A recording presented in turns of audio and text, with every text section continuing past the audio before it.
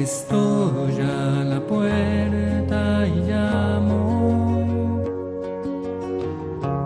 esperando a que me abras.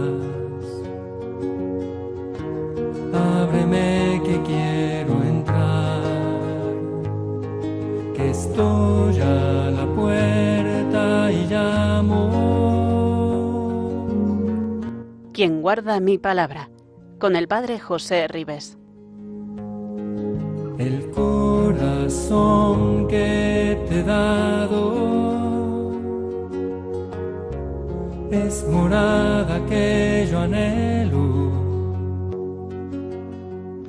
pero es tan digno y sagrado. Buenas tardes. Un saludo cariñoso a todos los oyentes de Radio María. Les habla el Padre José Ribes, párroco de Massamagrell, Archidiócesis de Valencia. En el programa anterior nos quedábamos comentando la parábola de el juez inicuo y la viuda insistente, donde a través de ella el Señor nos invitaba a orar siempre sin desfallecer. Y nos quedamos en la frase con la que Jesús terminaba dicha parábola, donde Jesús decía: Dios no hará justicia a sus elegidos, que claman ante Él día y noche, o les dará largas. Recordemos que Jesús nos hablaba de un juez que no tiene consideración a nadie, ni cree en Dios, ni tampoco hace justicia a los demás, que solamente busca su bienestar personal, y ante la insistencia de una pobre viuda que de manera incansable le pide justicia frente a su adversario, al final el juez termina escuchándola. Y Jesús decía que si ese juez que no tiene consideración a nadie termina haciendo justicia a la viuda, Dios no hará justicia a sus elegidos que claman ante Él día y noche, o les dará largas. Si ese juez, siendo malo o injusto, se ocupó de la causa de la pobre viuda para evitar su persistencia e incomodidad, ¿cuánto más hará Dios, que es bueno y justo? Y decíamos en el programa anterior que la respuesta no admitía dudas, porque Dios hará justicia sin tardar. Y Jesús añadía una consideración que es muy importante, porque la cuestión no es si Dios hará justicia, de lo cual nunca hay que dudar, porque Dios hará justicia a todo aquel que le clama día y noche, sino la cuestión está si en el que clama, en el que lo busca, en el que pide su auxilio, su ayuda, esa persona perseverará hasta el final, hasta que se le haga justicia. Y Jesús terminaba diciendo: cuando venga el Hijo del Hombre, ¿encontrará esta fe en la tierra? Podemos apreciar en estas palabras de Jesús unas palabras dichas cargadas de una cierta tristeza. Dichas estas palabras, refiriéndose Jesús a la oración, el sentido de estas podría ser el siguiente: cuando venga el Hijo del Hombre, ¿encontrará quienes tengan una fe tan grande en Dios que le dirijan sus oraciones, sus súplicas de manera insistente día y noche? Como podemos observar, el acento de la parábola se ha desplazado de la oración a la justicia. Cuando un creyente pide a Dios de manera constante, día y noche, que le escuche, que le atiende, que le salve. No está pidiendo cualquier cosa. Es la oración que se realiza en medio de una dificultad o de un obstáculo muy grande. Recordemos que cuando Lucas escribe su Evangelio, lo hace en unos momentos y en unas circunstancias muy difíciles para los cristianos. Y esto nos lo podemos aplicar cada uno de nosotros en nuestra propia vida, en medio de esas dificultades que nosotros experimentamos a lo largo de la vida. Cuando las dificultades se hacen o se convierten en difíciles de superar, hasta el punto de que ellas pueden condicionar de manera negativa nuestra vida. En esos momentos de angustia, de dificultades o de circunstancias adversas, es comprensible. Incluso podríamos decir que es necesario que uno grite a Dios incluso día y noche, como el mismo Jesús nos ha subrayado y pide en la parábola que lo hagamos sin desfallecer. Pero surge una cuestión que es muy importante y que viene en relación a la fe que Jesús nos ha pedido con las palabras que él ha pronunciado. ¿Por qué?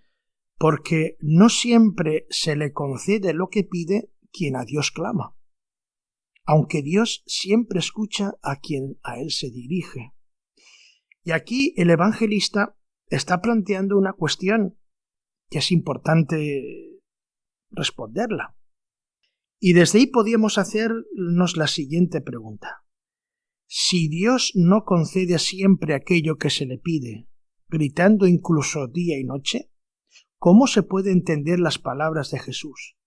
¿Dios no hará justicia a sus elegidos que claman ante él día y noche?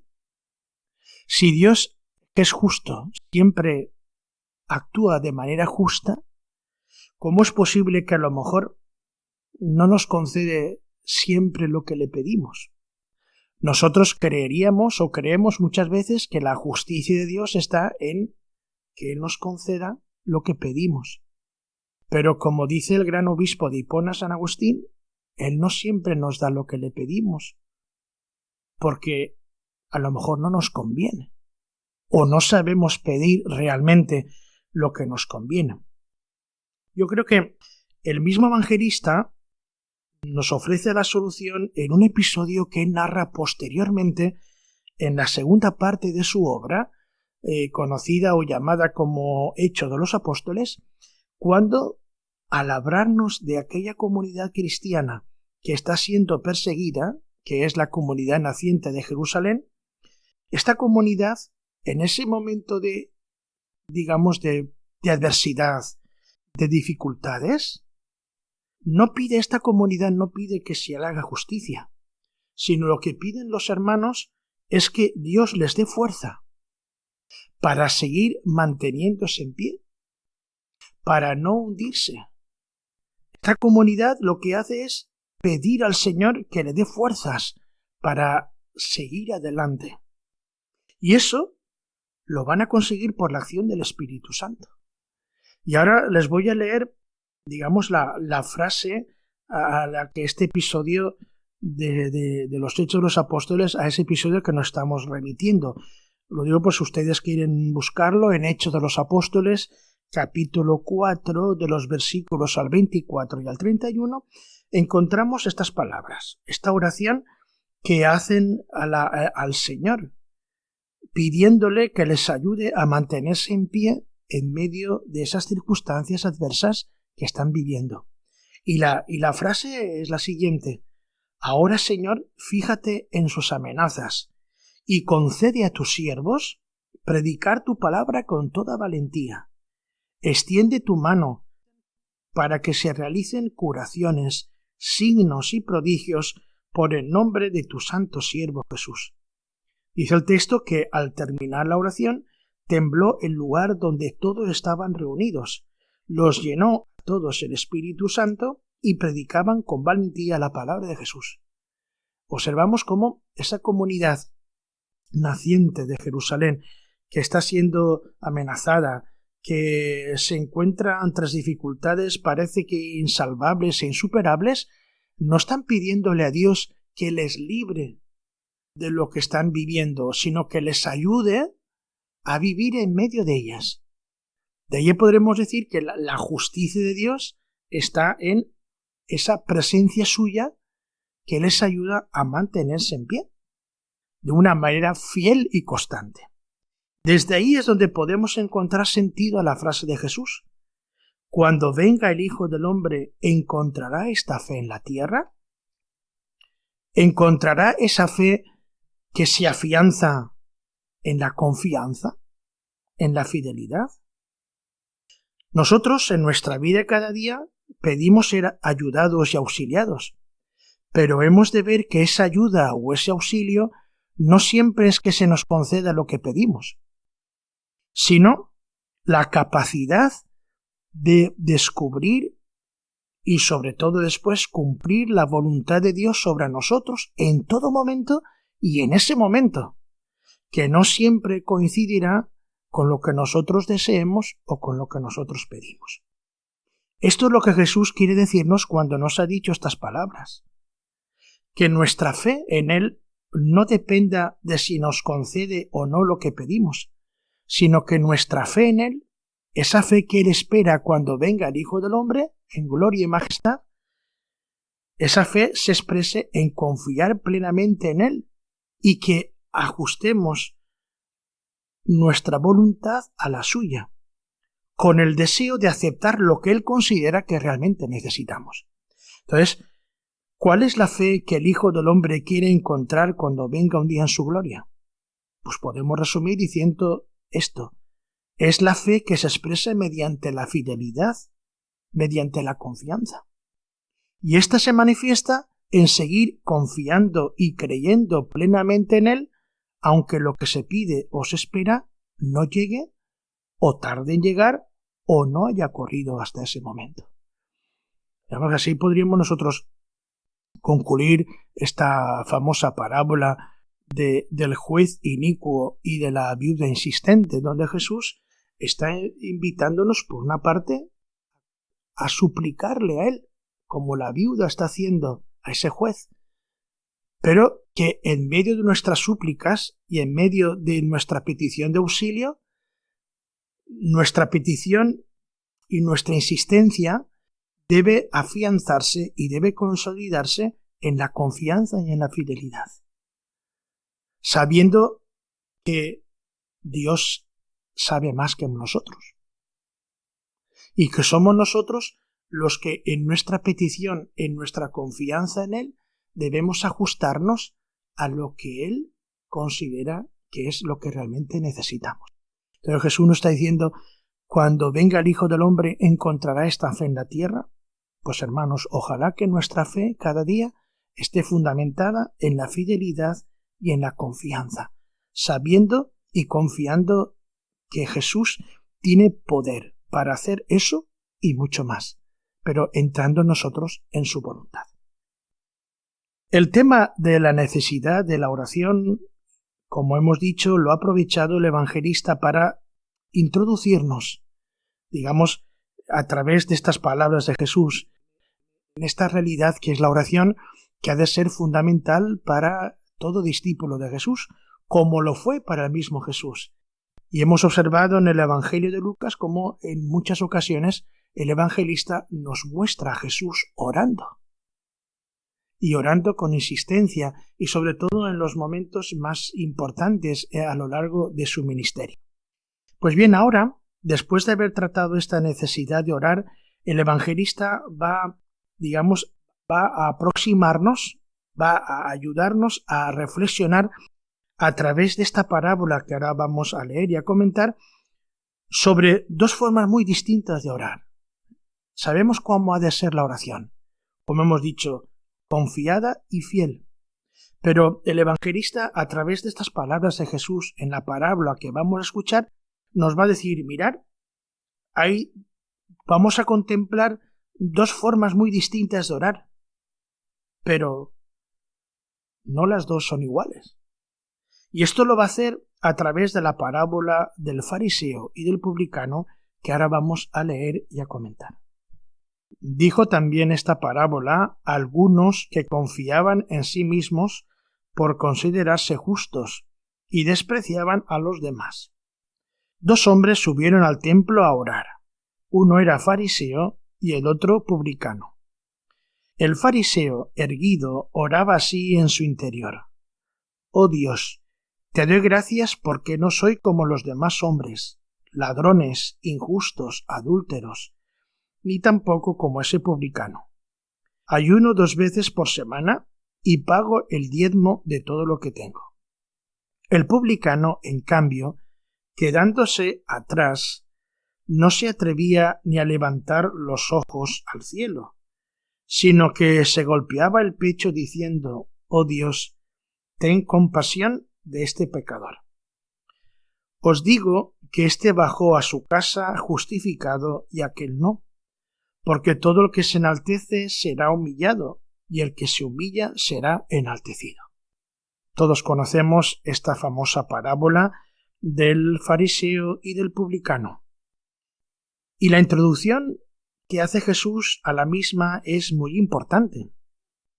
Recordemos que anteriormente el mismo Jesús había contado 3 parábolas a los escribas y a los fariseos, los cuales estaban irritados porque Jesús acogía a los pecadores y comía con ellos.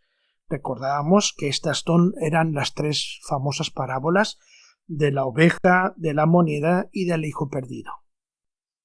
En esta nueva parábola que acabamos de escuchar, con un mensaje bastante parecido, Jesús no se dirige a estas personas, sino a aquellos o a todos aquellos que se consideran justos y desprecian a los demás. Es decir, no solamente va referida la parábola a los escribas y a los fariseos, sino a todos los que, como ellos, también se consideran mejores que los demás y desprecian a los otros. Una vez más, en la parábola aparecen 2 personajes antagónicos. Sabemos cómo eran los fariseos y cómo eran los publicanos, porque han aparecido a lo largo y a lo ancho del Evangelio de Lucas. Pero vamos a detenernos una vez más, a través de la parábola, en la actitud de uno y de otro. Por un lado está el fariseo. Es una persona que se cree y se dice justo, observante de la ley de Moisés, y se cree a sí mismo cumplidor con Dios. Y por otra parte tenemos un publicano, una persona que era considerada públicamente como un pecador, cuyo oficio era ser recaudador de impuestos al servicio de la autoridad romana y que se aprovechaba de su oficio para robar o para explotar a la gente. Por eso los demás, los de su pueblo, los consideraban fuera de la ley y los marginaban socialmente. Fijémonos en la oración del fariseo. La oración del fariseo, como se ve, es sólo una acción de gracias, no por los favores que ha recibido de Dios, que hubiera sido lo bueno, te doy gracias, Señor, por todos los favores que he recibido de ti, pero no, la oración del fariseo se detiene en una acción de gracias por sus propios méritos. Y no pide nada, no incluye petición alguna. Fíjense ustedes la oración del fariseo. Oh Dios, te doy gracias porque no soy como los demás hombres, ladrones, injustos, adúlteros, ni tampoco como ese publicano. Él está orgullosísimo de sí mismo, todo lo que está haciendo y de cómo es él, de sus propios méritos. Él enumera primero los vicios de los que se ve preservado, los vicios que no tiene y que tienen los demás. Los demás son ladrones, injustos, adúlteros. Está enumerando primero los vicios que no tiene y se atreve a hacer una odiosa comparación con el publicano, a quien ve allá lejos también en la oración, ni tampoco como ese publicano. Luego, el fariseo menciona, digamos, las obras magníficas que está realizando. Él dice: ayuno 2 veces por semana y pago el diezmo de todo lo que tengo. Y en esas acciones que él está mencionando, está manifestando que hace más de lo que está mandado. Porque fíjense ustedes, la ley de Moisés solo ordenaba el gran ayuno el día de la expiación, como lo podemos encontrar si ustedes quieren ver el libro del Levítico, capítulo 16, versículo 29, solamente se ordenaba el gran ayuno el día de la expiación. Pero el fariseo, además, dice que además de este gran ayuno el día de la expiación, se supone que lo hace, además dice que él 2 días por semana hace ese ejercicio de ascesis y de sacrificio. No solamente realiza, digamos, este ayuno el gran día de la expiación, que es lo que manda la ley, sino que además ayuna 2 veces por semana. Luego está haciendo más de lo que la ley de Moisés está mandando. Está como engrandeciendo todavía más sus méritos. Hago más de lo que tú pides o de lo que se me pide. Y además de todo eso, fíjense ustedes, menciona el diezmo. En cuanto al diezmo, él da de todo lo que compra. Esto no era necesario, porque solo se mandaba a dar el diezmo de algunas cosas, como el grano, el vino y el aceite. Y él dice que pago el diezmo de todo lo que tengo. Fíjense ustedes que los méritos de este hombre, fíjense hasta dónde están. Pero claro, esa verdadera piedad de la que él está orgullosa lo anula. ¿Por qué? Porque está cometiendo el grave pecado de creerse superior a los demás. Es decir, ese creerse superior a los demás está anulando su piedad que él considera verdadera, infalible. ¿Ven ustedes cuál es la actitud de este fariseo? Y por otra parte tenemos al publicano, que al contrario del fariseo, este hombre permanecía a lo lejos y no se atrevía a levantar al cielo ni sus ojos ni sus manos, sino que en una actitud de dolor y de humildad solamente se golpeaba el corazón. ¿Por qué? Porque ahí es donde se fragua el pecado. ¿Por qué se golpea el corazón? Porque ahí es donde el pecado comienza y donde el pecado, se hace grande y se justifica a sí mismo. Entonces, se golpea el corazón porque es el lugar donde se fragua el pecado, y en ese golpearse el corazón, él está expresando su más profunda contrición, su arrepentimiento sincero. Para alcanzar la misericordia de Dios, él tendría que dejar su oficio que los pone al pecado. Debería restituir lo que ha robado, lo que ha cobrado y ha exigido de más. ¿Pero cómo? ¿Cuánto? ¿Y a quiénes? Por eso, como todo esto él de momento lo ve imposible, él se da cuenta de sus pecados, se da cuenta de que está actuando mal, pero hasta el momento no sabe cómo. Él se reconoce pecador y gravemente pecador y está arrepentido de cómo está actuando, pero de momento no sabe cómo, salir de esa situación. Por eso solo deja brotar de su corazón esta plegaria: oh Dios, ten compasión de este pecador. Su oración es el comienzo del Salmo 50. Ustedes recuerdan este Salmo 50 tan conocido, que es un salmo de arrepentimiento y de perdón, que nosotros rezamos en los laudes de los viernes, cuando rezamos el Salmo 50. Bueno, pues él acude a esa frase para, pedir al Señor que tenga misericordia de él, porque él, en su pecado, se ve incapaz de salir de una forma inmediata de esa realidad pecadora. Su oración, como hemos dicho, es una expresión de arrepentimiento. Y fijémonos en las palabras que Jesús dice: os digo que éste bajó a su casa justificado y aquel no, porque todo el que se enaltece será humillado, y el que se humilla será enaltecido.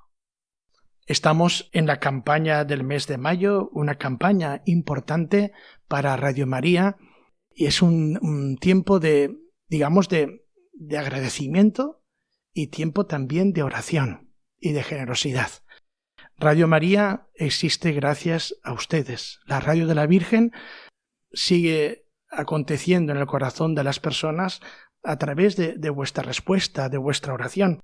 Y en esta campaña de mayo se os pide la oración y también su generosidad para que Radio María siga existiendo entre nosotros y siga llegando al corazón de tanta gente. Gracias a vuestra generosidad, pues se hace posible la ampliación y la mejora de nuestra red de frecuencias y también la ayuda al nacimiento, a la consolidación de Radio María en naciones necesitadas, con varios proyectos, como saben ustedes, en África, en Asia, en Oriente Medio, en Europa y en América. Todos gracias a su oración, a su colaboración y a su generosidad.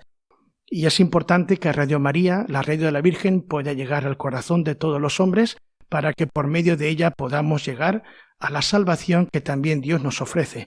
Y programas como este y otros muchos en los que ustedes escuchan la palabra de Dios y acogen esa palabra que el Señor les dirige a través de Radio María. En este mes de mayo, la Virgen, causa de nuestra alegría, nos invita a alzar la mirada hacia el cielo y a recibir al Espíritu Santo que nos envía su Hijo resucitado, para que sigamos extendiendo las semillas del Evangelio que hicieron de nuestra patria la tierra de María, eucarística y misionera. Una invitación a alzar la mirada que nos hará el Papa, cuya visita a España estamos preparando con ilusión en esta emisora, una de cuyas señas de identidad es la fidelidad al sucesor de Pedro. Radio María pide al Señor su gracia y a sus oyentes colaboración en esta campaña de mayo para seguir cumpliendo la llamada que el Vicario de Cristo nos hacía en la fiesta de Pascua de llevar a todos la buena noticia de que Jesús ha resucitado y que con su fuerza también nosotros podemos dar vida a un mundo nuevo de paz y de unidad como muchos cristianos y un solo Cristo. Colabora. Puedes hacerlo sin moverte de casa con una simple llamada al 91 822 8010 a través de Bizum con el código 38048 o en nuestra página web www.radiomaria.es en el apartado Donativos, donde verás los números de cuenta para realizar una transferencia o ingreso bancario. También puedes hacerlo con tarjeta o PayPal. Alza la mirada con el Papa en Radio María. Después de estas palabras que hemos escuchado de nuestra compañera Yolanda referidas a la campaña de mayo que está realizando Radio María, continuamos comentando la parábola del fariseo y del publicano.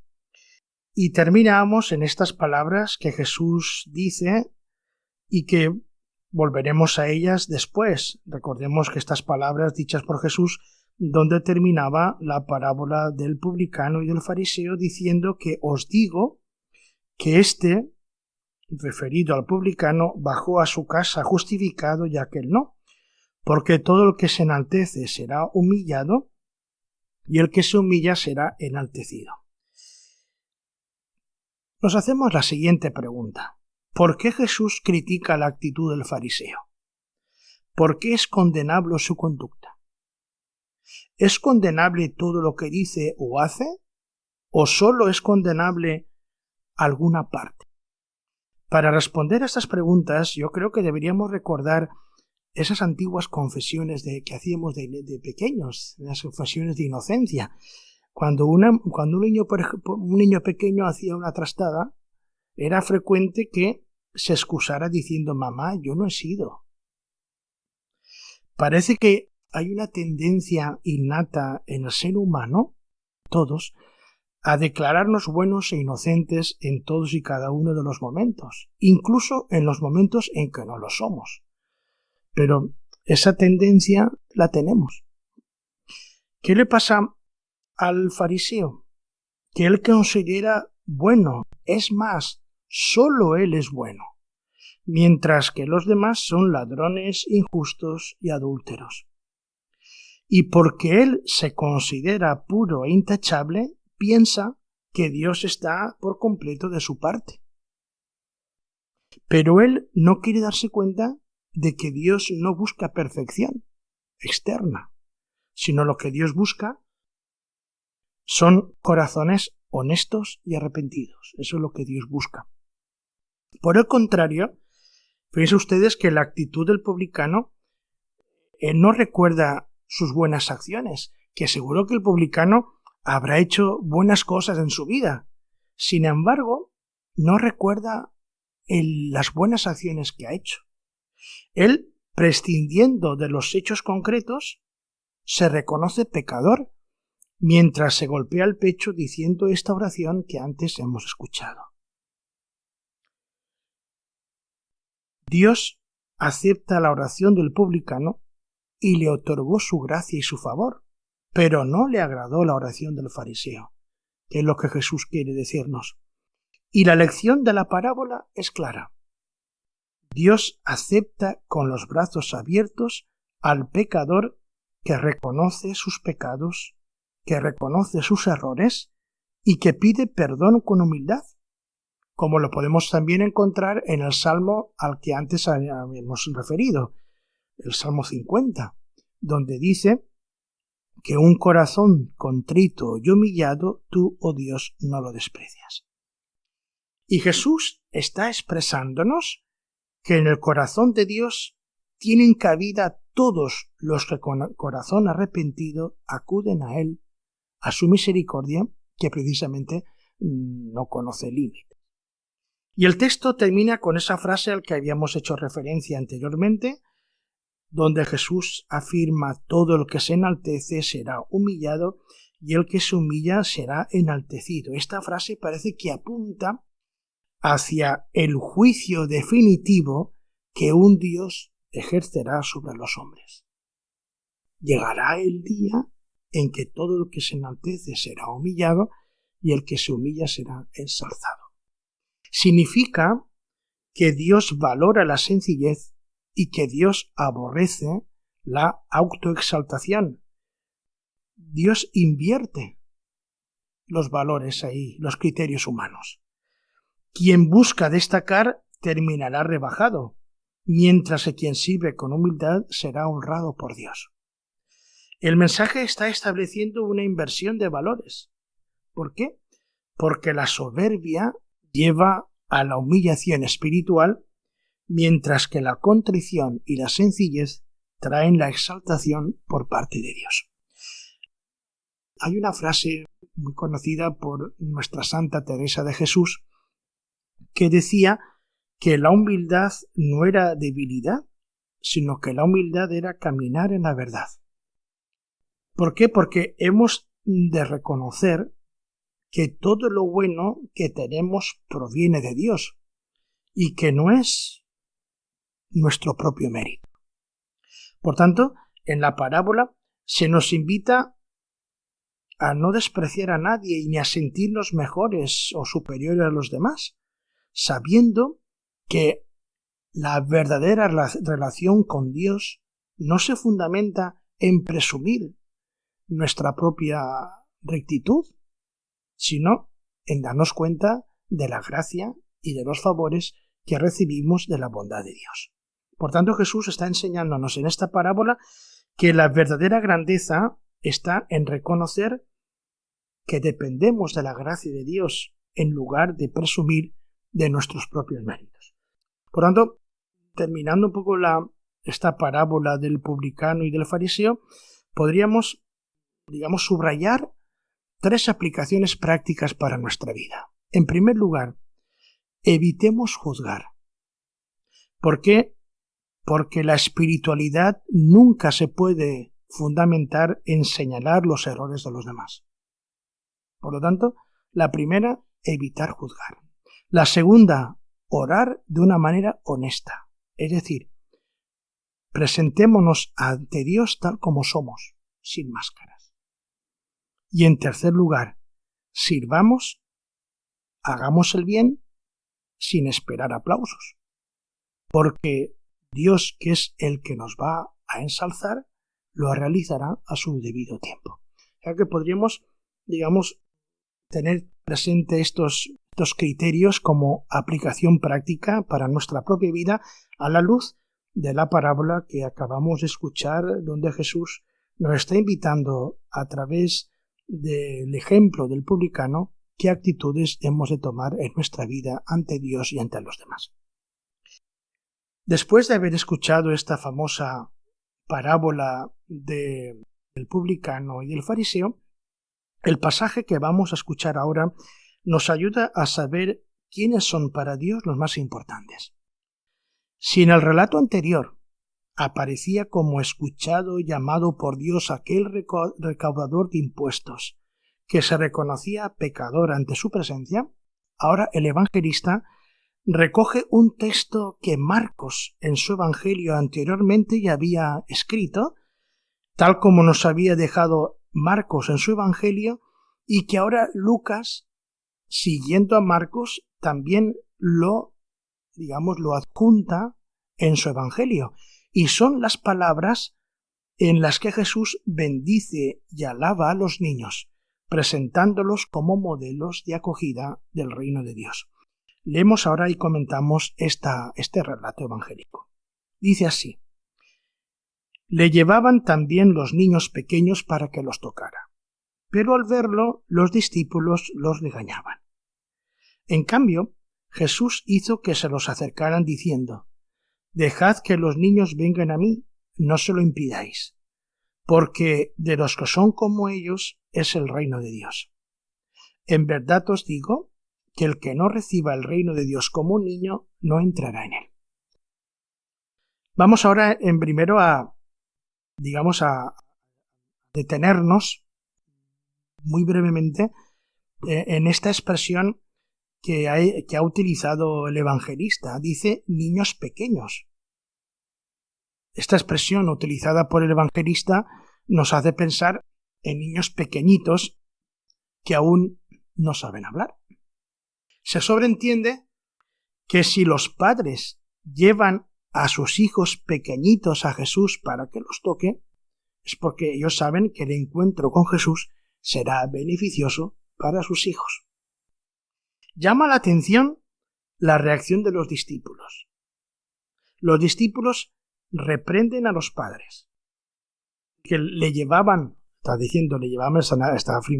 refiriéndose a los padres llevaban los niños pequeños a Jesús para que los tocara, pero al verlo los discípulos les regañaban a los padres. ¿Por qué?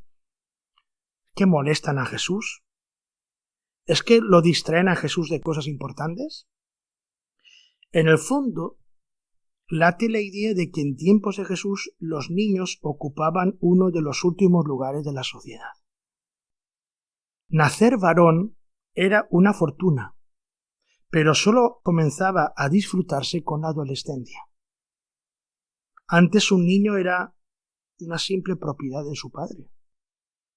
Digamos que sí que es verdad que encontramos en algún texto rabínico tardío frases de valoración de la infancia, como aquel que afirma que el mundo se mantiene solo por el aliento de los niños.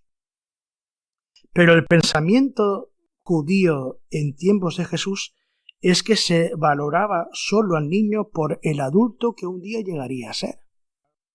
Vamos a dar a conocer ahora una frase que nos va a llamar la atención. Seguro que les va a llamar la atención esta frase que vamos a escuchar de un rabino judío llamado Dosa ben Arquinos. Miren ustedes cómo era la mentalidad judía en aquel tiempo. Llegó a escribir que 4 cosas alejaban al hombre de la realidad y lo sacaban del mundo. 1 era el sueño de la mañana, otro el vino de mediodía, otro el entretenerse en lugares donde se reúne el vulgo y el otro charlar con los niños. ¿Ven ustedes qué frase inaceptable por todos los sitios? Pero totalmente inaceptable. Pero ven ustedes para acercarnos un poco a esa mentalidad judía que había en tiempos de Jesús, donde una de las cosas que alejaban al hombre de su realidad era charlar con los niños. Sin hacer caso a la reacción de los discípulos, el gesto de Jesús es bellísimo, es precioso, es humano total. Ese gesto de Jesús que manifiesta su estima por los niños, se acerca a ellos y lo hace de una manera tan humana que viendo, digamos, el entorno cultural y cómo se veía en aquel tiempo eso, lo que está haciendo Jesús no era común entre los maestros de su tiempo. Y Él lo está haciendo. ¿Con qué gesto de cariño, de ternura, de afecto? Acoge a esos niños pequeñitos que sus padres lo llevan para que tengan un encuentro con Jesús, porque ellos saben que eso va a ser beneficioso para sus hijos. Para que veamos, hermanos, cómo Jesús rompe esquemas de su tiempo. Y vemos un Jesús tan cercano, tan humano, que es capaz de manifestar esa ternura, ese afecto con los niños. Y todavía mucho más cuando inmediatamente Él afirma de una forma rotunda que el que no reciba el reino de Dios como un niño no entrará en él. Los niños son puestos como ejemplos de sencillez, de humildad y de dependencia, de tal manera que el discípulo de Jesús debe acercarse a Él como un niño que está necesitado de muchas cosas, porque solamente así podrá participar del reino de Dios. De otra manera, no podrá entrar en él.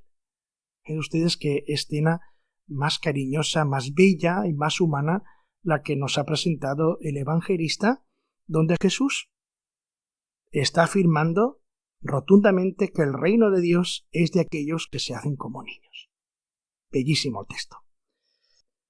Continuando con lo que el evangelista está queriéndonos mostrar de Jesús, se acaba de decir que el reino de Dios es de aquellos que se hacen como niños.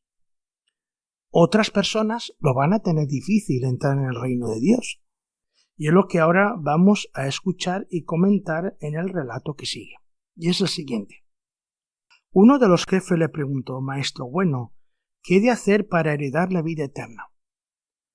Jesús le dijo: ¿por qué me llamas bueno? Nadie es bueno sino solo Dios.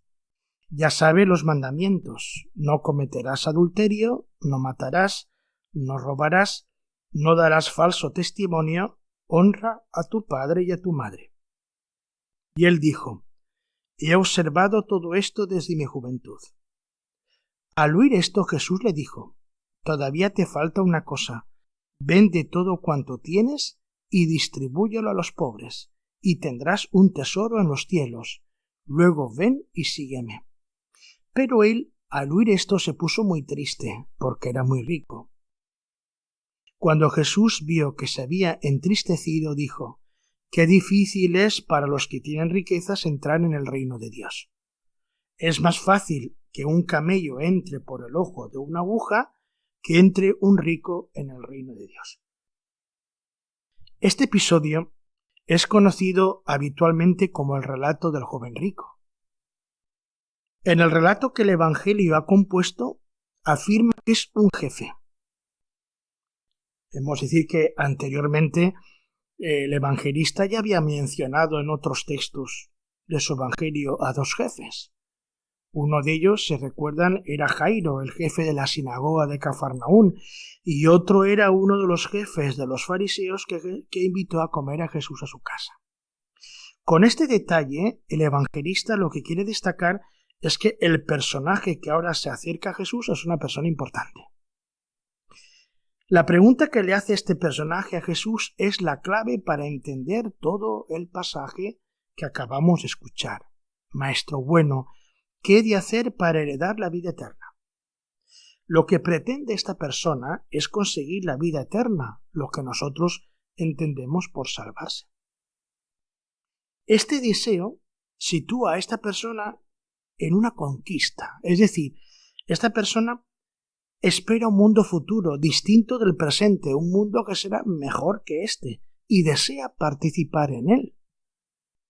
Recordemos que esta misma pregunta ya le había hecho anteriormente a Jesús un maestro de la ley, cuando le dijo: Maestro, ¿qué he de hacer para heredar la vida eterna? Y eso lo tenemos, ustedes quieren verlo, en el capítulo 10, versículo 25 del mismo Lucas. En este caso, Jesús reacciona ante el calificativo con que esta persona le está llamando, le llama maestro bueno. Y Jesús precisa que la verdadera y la suma bondad solamente se encuentra en Dios. Él es la fuente de toda bondad, incluso de la bondad que Jesús está manifestando en su vida y en sus obras. Vemos cómo, a través de esta palabra, Jesús está remitiéndose constantemente al Padre. El Padre es la fuente en la que emana toda la actividad de Jesús, incluso su misma persona. La respuesta de Jesús ante ese deseo de heredar la vida eterna es que observe los mandamientos del Decálogo. Pero Jesús menciona solo 5 de ellos. No cometerás adulterio, no matarás, no robarás, no darás falso testimonio y honra a tu padre y a tu madre. Y esta persona reacciona como si le hubieran facilitado el programa del examen. Él está diciendo, ¿qué tengo que hacer yo para heredar la vida eterna? Y Jesús, que le está remitiendo al Decálogo, solamente le está diciendo 5 mandamientos. Fíjense ustedes que en el judaísmo habían 613 mandamientos que habéis de cumplir, uno para observar la ley, de los cuales habían 365 prohibiciones y 248 preceptos. Ante ellos, cualquiera que no fuera un doctor de la ley u otra cosa parecida, se vería incapaz de cumplir la ley. Fíjense ustedes, Jesús le ha facilitado, digamos, la aprobación del examen, porque le está diciendo, tú observa estos mandamientos. Este maestro bueno, así le ha llamado esta persona a Jesús, ha hecho referencia solo a 5. Así aprueba fácilmente. Él ha dicho, maestro, todo eso lo he observado desde mi juventud. Pero Jesús no se contenta con eso. Jesús quiere invitarle a algo mucho más, a indicarle un camino que le va a llevar a una plena felicidad. Y aquí, aunque los mandamientos se van a reducir a 3, la exigencia es mucho mayor. Fíjense ustedes que ante la pregunta de esta persona importante, Jesús le ha remitido 5 mandamientos del Decálogo. Pero ahora, como él ha dicho que todo esto ya lo he cumplido desde mi juventud, Jesús aprovecha esta palabra de este joven rico y le invita a algo más grande, en la que no hay 5 mandamientos del Decálogo, sino que hay 3 mandamientos que pide y exige el mismo Jesús, donde la exigencia es mucho mayor. Y Jesús le dice, todavía te falta una cosa. Estos son los 3 mandamientos. Vende todo cuanto tienes. Segundo, distribúyelo a los pobres. Luego ven y sígueme. Y ahí los 3 mandamientos que Jesús le está pidiendo a esta persona. Jesús le está diciendo a esta persona que es verdad que la meta sigue siendo la vida eterna, pero ha de cambiar la orientación de su vida. Jesús no solamente le está hablando de la vida eterna, sino de algo más que le hace falta a este notable en esa vida y que lo va a llenar espiritualmente. Jesús lo que le está pidiendo es que renuncie a sus bienes y a sí mismo y permita que otras personas sean la prioridad de su vida. En primer lugar está diciendo, vende cuanto tienes, es decir, despréndete de todos tus bienes materiales. La segunda, repártelo entre los pobres. Adopta otra forma de vida diferente en la que te intereses por los necesitados. Porque no pienses en lo que estás dejando a un lado, sino en lo que estás ganando. Estás ganando un tesoro en el cielo. Y la tercera, sígueme. Jesús le está invitando a compartir su modo de vida en trabajando por el reino de Dios y entregándose por él.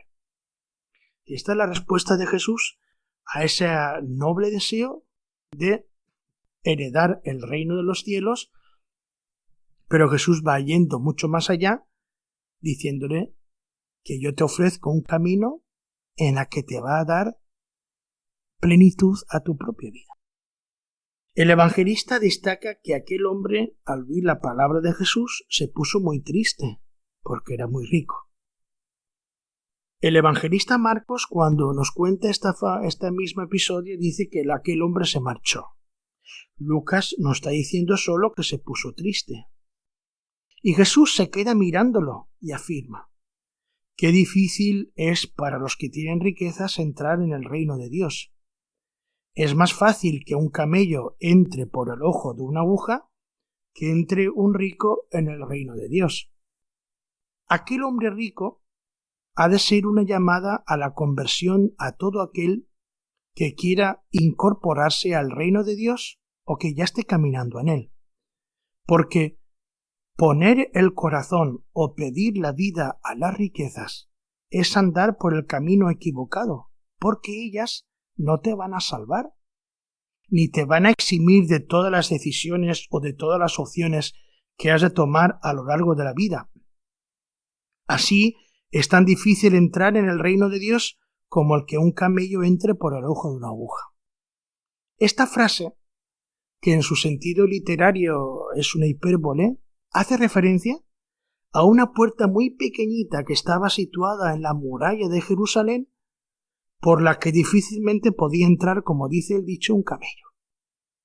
A esa puerta se está refiriéndose Jesús cuando está hablando de que es más fácil que un camello entre por el ojo de una aguja. Con este dicho nos imaginamos que pertenecería al conjunto de frases o de dichos utilizados por la gente en tiempo de Jesús, donde se quería expresar la imposibilidad de una cosa. Aplicado el dicho a los bienes materiales, lo que se quiere manifestar es que el apego a las riquezas es tan difícil superar que la inclinación o el interés excesivo a ellas va a hacer muy difícil, por no decir imposible, la entrada en el reino de los cielos. Lo que Jesús quiere destacar en las palabras que él está diciendo. Continuaremos en el próximo programa, terminando estas palabras de Jesús, donde él va a seguir profundizando en esta actitud que ha de tener todo aquel que quiera seguirle, de liberarse, de ese apego a las riquezas, de un apego excesivo que va a imposibilitar la entrada en el reino de los cielos. Si no han podido escuchar este programa totalmente o quieren escucharlo en otro momento, pueden acudir al podcast de Radio María y si quieren ponerse en contacto con nosotros, hacernos una pregunta o un comentario, pueden enviarnos un correo electrónico a quienguardamipalabra@radiomaria.es. Dentro de 15 días nos volvemos a encontrar. Un abrazo fraterno, unidos a Cristo y a María.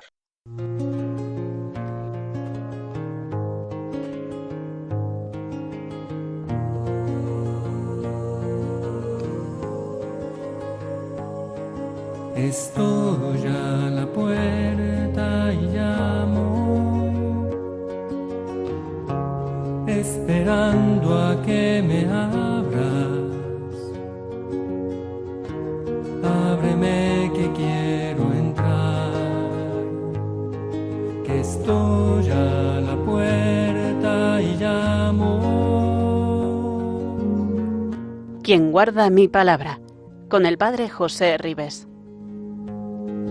El corazón que te he dado es morada que yo anhelo, pero es tan digno y sagrado.